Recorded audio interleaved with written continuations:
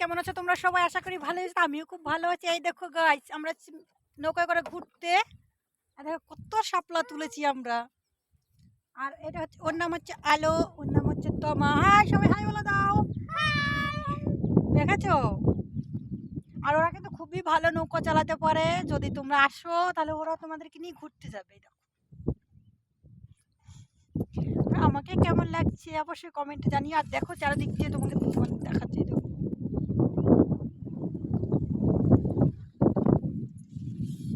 দেখতে পাচ্ছ?